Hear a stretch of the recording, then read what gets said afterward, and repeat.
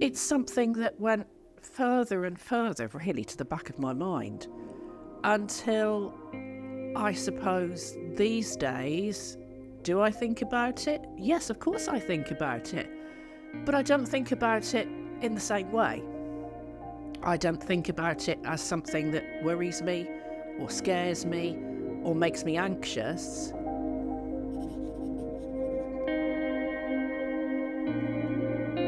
Well, it was about 2005 going into 2006, I suppose, and I'd had tinnitus for, I don't know how many years by that point. But very suddenly it became absolutely unbearably loud, to the point I could hear it over a vacuum cleaner. And I went back to the GP and said, look, this is really, really bad, and I'm worried that there might be something else sort of going on. They thought I might have an acoustic neuroma. So that was what the thought was at the time. And when I went for the MRI, I had that done and didn't hear anything for 6 months.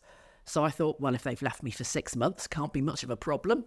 When that sort of period of time was over, I got a call back to see a consultant in ENT. He said, be reassured that you've just got tinnitus. There's nothing more sinister there going on. And he'd put the MRI up on, a screen for me to look at. We both started to raise a finger and point at the same moment at this blob that was in my brain, but didn't know what it was. He didn't know. He read the report that had come with the MRI itself, which said they thought there might be some kind of arterial venous kind of malformation, but didn't know what it was.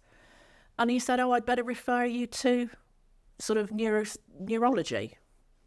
So I smiled sweetly and went, oh, yes, thank you, and shook a little bit, thinking, I wonder what this is.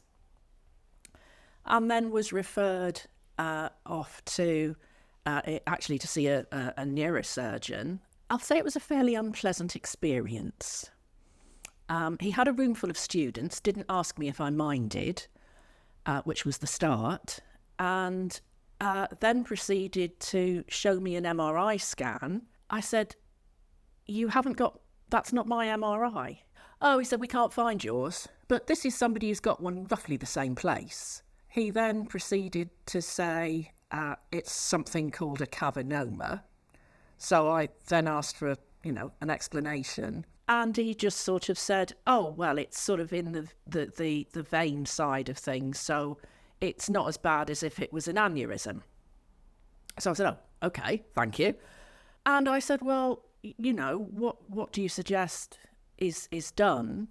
And his exact words were, oh, well, better out than in, I'll schedule you for surgery. Just like that. Oh, yes, he said, should be within about 6 weeks. And then I had the temerity to say to him, what is your experience with this particular type of operation? And he blustered a bit and got a little bit offended.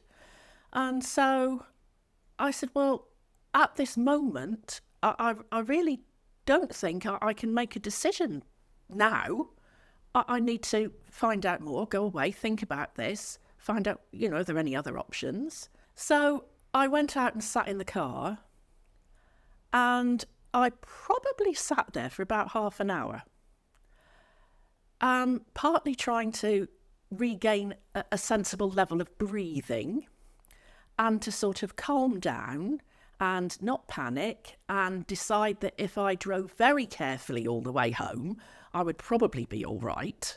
And should I have an ID bracelet on, and should I have, all these sorts of things?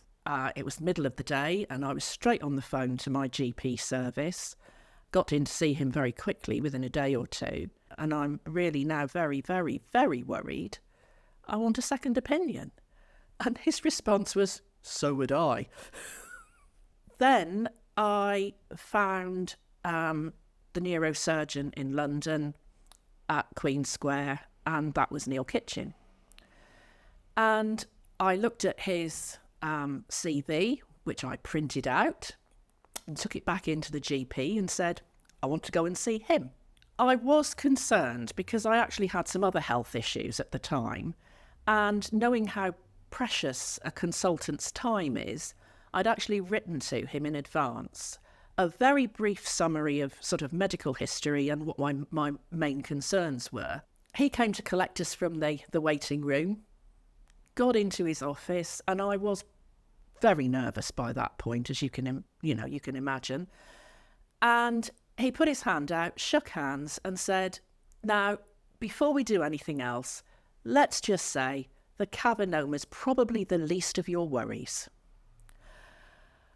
And I felt this huge sigh of relief, thinking, if this man says it's not an issue, it's not an issue. Do you think I should need surgery?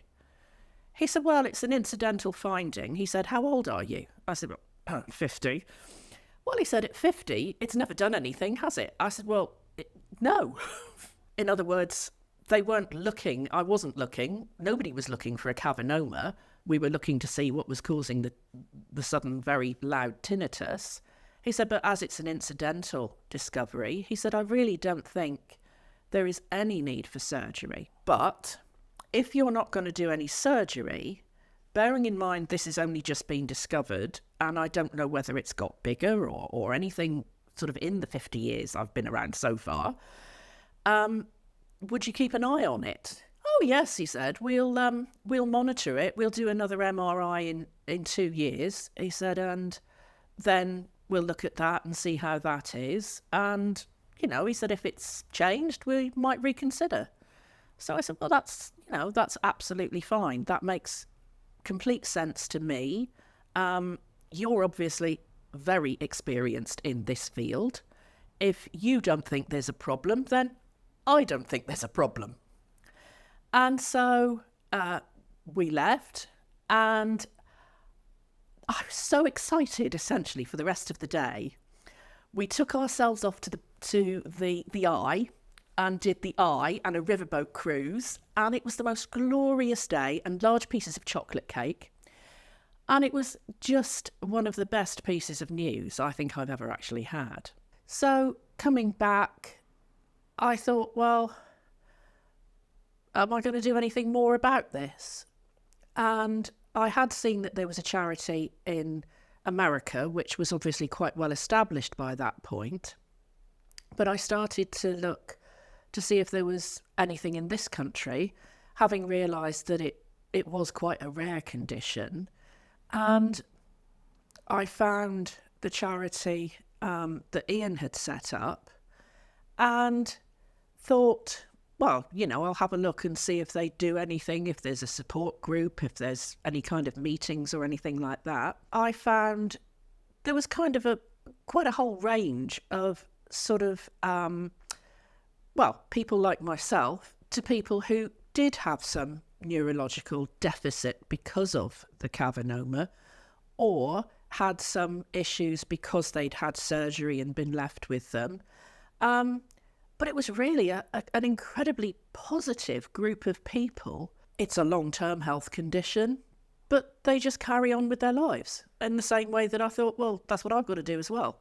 Those who are going to be affected by it, let's say more seriously, or who are going to have some kind of deficit because of it, are fewer again. And so therefore it isn't something, I don't think, to be terrified of. In fact, it's really only because of MRI scans that we actually now know that people have them when they're alive. It means, for example, if somebody goes on with something like I did with tinnitus and has an MRI, that is the chance with which it will show up, whereas I would never have known I had it otherwise, and I would probably have gone quite successfully, healthily, carried on through life and had no idea whatsoever it was there, and it almost certainly would have had no effect.